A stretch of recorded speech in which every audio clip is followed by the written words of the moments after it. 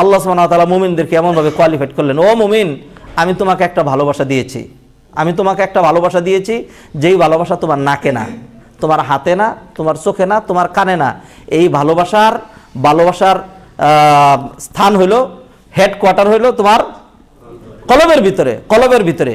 দুনিয়ার মানুষ তোমার থেকে অন্যরকম স্বীকৃতি নিতে পারে, তোমার উপর জুলুম নির্যাতন চালাইতে পারে, তোমার সব কিছু চেঞ্জ করে দিতে পারে, কিন্তু তোমার কলবের নিয়ন্ত্রক একমাত্র আল্লাহ। তোমার কলবের খবর একমাত্র দুনিয়ার এমন কোন যন্ত্র আবিষ্কার হয় নাই যে ওই যন্ত্র ধরে বলবে হ্যাঁ না তুই এখন আল্লাহরে ভালোবাসিস।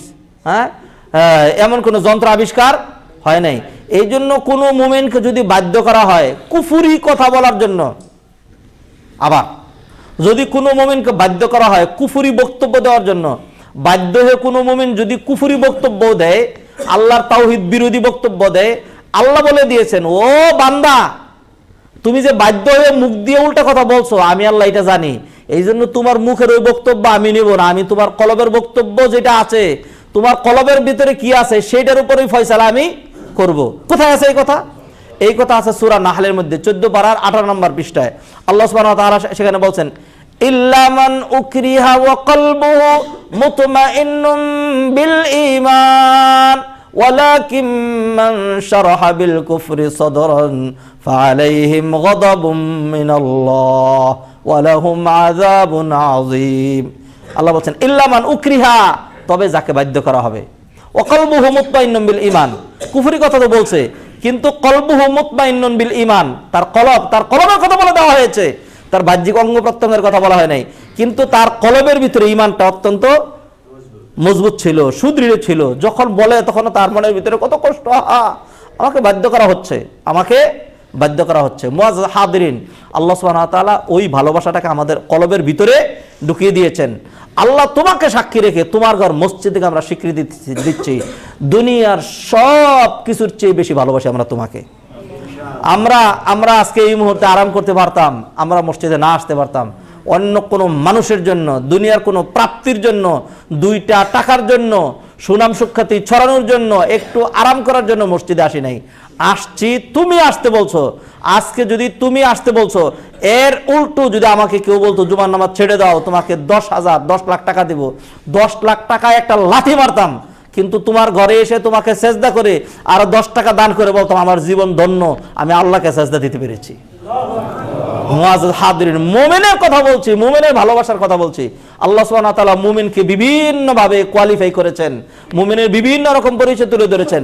মুমিনের পরিচয়, মুমিন কাকে বলে according to the light of Quran and Sunnah, এটা যদি আমরা আলোচনা করি, 1 বছর 1 খুতবা করে মাসে দেওয়া হলে 12টা খুতবা সর্বোচ্চ, 1 বছর আলোচনা করলেও যথেষ্ট হবে না। 1 পয়েন্ট আলোচনা করতে পারেনি। মুমিনের গুণাগুণ কি আপনার দৃষ্টিতে 10টা নাকি 12টা? মুমিনের গুণাগুণ হাজার হাজার, মুমিনের গুণাগুণ হাজার হাজার। একটা পয়েন্ট ধরে আমি আলোচনা করছি। আল্লাহ সুবহানাহু ওয়া তাআলা বলেন, লা তাজিদু কওমান ইউমিনুনা বিল্লাহি ওয়াল ইয়াউমিল আখির ইউআদ্দুনা মান হাদ্দাল্লাহ, যারা আল্লাহ এবং আল্লাহর রাসূলের বিরুদ্ধাচরণ করে এমন লোককে যারা ভালোবাসে তারা মুমিন হইতে পারে না। আর যারা এই ভালোবাসে না, আমরা ভালোবাসি না, বাহ্যিক সম্পর্কের কথা বলেন, বাহ্যিকতার কথা বলেন, তারপরে হলো চলাফেরার কথা বলেন, বাহ্যিকতা এরকম থাকতেই পারে, বাহ্যিকতা এরকম থাকতে পারে।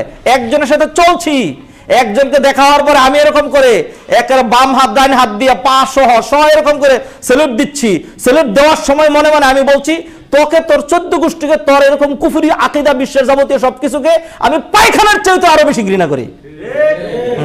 এটা হলো মুমিনের পরিচয়, এটা মুমিনের পরিচয়। আল্লাহ সুবহানাহু ওয়া তাআলা কাফেরদের সাথেও ভালো লেনদেনের কথা বলেছেন সূরা মুমতাহিনা মানে পরীক্ষাকারী সূরা।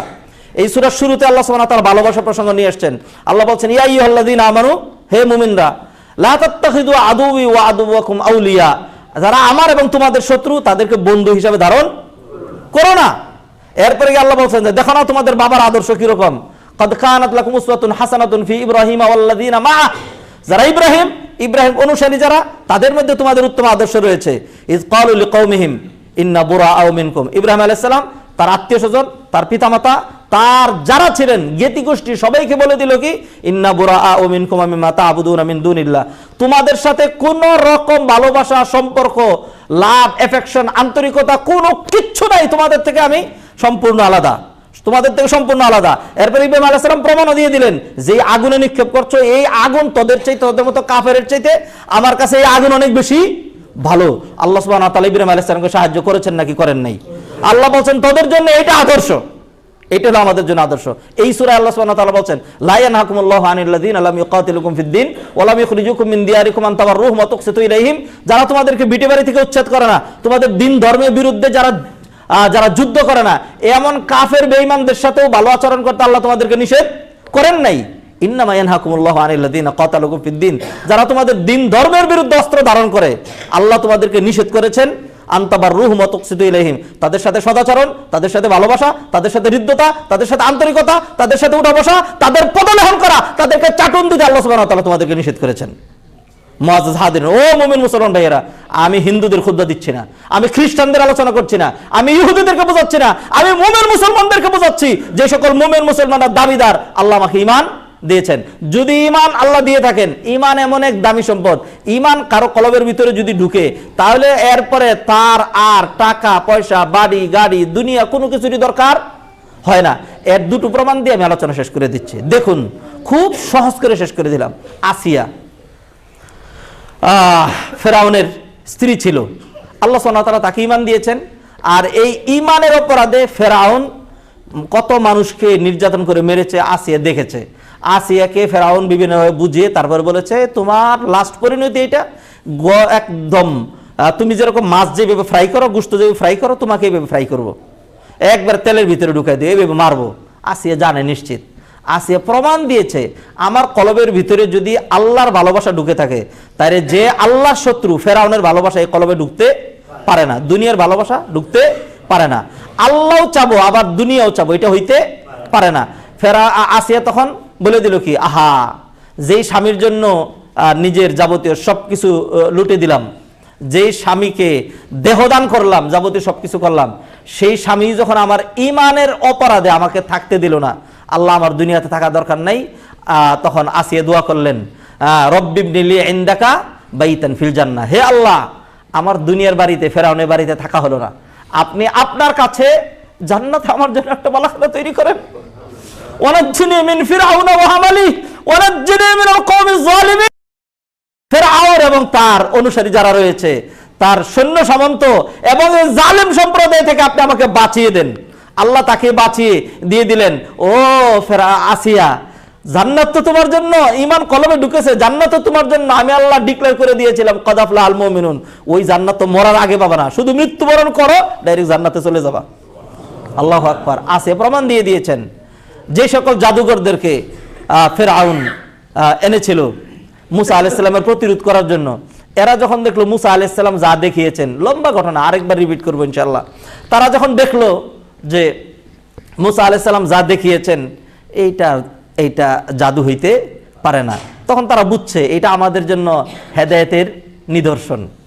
এরপরে তাদের চোখ খুলে গিয়েছে, আল্লাহ তাদের চোখের পর্দা দূর করে দিয়েছেন।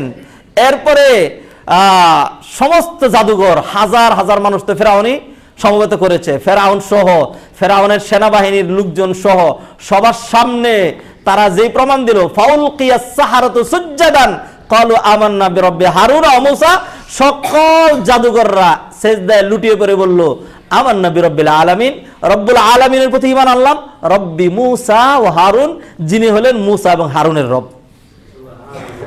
এরপরে কি করলো, ফেরাউন বলল যাহা আল্লাহ মুসারে প্রতিরোধ করার জন্য হিতে বিপরীত হইল, আমার থেকে অনুমতি ছাড়া ঈমান নিয়ে আসলা। এরপরে সূরা শুআরার মধ্যে, সূরা আরাফের মধ্যে আল্লাহ বিস্তারিত তুলে ধরেছেন, আয়াতগুলো তেলাওয়াত করলেও দীর্ঘ সময় লাগবে। এরপরে যখন বলল যে লাউ কাত্তা'না আইদিয়াকুম ওয়া আরজুলাকুম মিন খিলাফ ওয়া লা উসাল্লিবান্নাকুম আজমাইন, হাত পা বিপরীত দিক থেকে কেটে কেটে ধীরে ধীরে তোমাদেরকে ডাইরেক্ট মেরে ফেলবো না, ধীরে ধীরে শাস্তি দিয়ে দিয়ে মারবো। তখন তারা বলেছিল ঈমান যখন কলবের ভিতরে ঢুকেছে, বাস ঈমান এমনই জিনিস, ও ভাইয়েরা, ঈমানের দাবি করবেন আবার অন্য কিছু চিন্তা করবেন। ঈমান যখন কলবের ভিতরে দেয়, তারা বলেছে ইন্না ইলা রাব্বিনা লামুনকালিবুন। এই ফেরাউন, কিসের ধমকি দাও? আল্লাহর ঈমান যখন কলবে ঢুকে গেছে, তুমি মেরে ফেলবা তো আল্লাহর কাছে চলে যাবো। এরপরে তাদেরকে নির্যাতন করে মারা হয়েছে, কিন্তু নামাজও পড়ে নাই, রোজাও রাখে নাই, জেহাদও করে নাই, কোনো কিছু করে নাই, খালি শুধুমাত্র ঈমান কলবে ঢুকছিল, কারো কলবের ভিতরে যদি ঈমান ঢুকে যায়, কলবের ভিতর থেকে তো বের করা যায় না, সব ত্যাগ করেছিল। ও ভাইয়েরা, ভূমিকা দিলাম ভালোবাসার। ভালোবাসা চোখে না, ভালোবাসা কানে না, ভালোবাসা মুখে না, ভালোবাসা হাতে না, ভালোবাসা পায়ে না, ভালোবাসা কলবে। আল্লাহর ভালোবাসার কথা, দ্বীনের ভালোবাসার কথা, কোরআনের ভালোবাসার কথা। এই ভালোবাসার সামনে অন্য যত স্বার্থ, অন্য যত রকম ভালোবাসা যা কিছু রয়েছে সবকিছু ভ্যালুলেস। আল্লাহ সুবহানাহু ওয়া তাআলা আমাদেরকে আল্লাহর রাস্তায় ভালোবাসার তৌফিক এনায়েত করুন।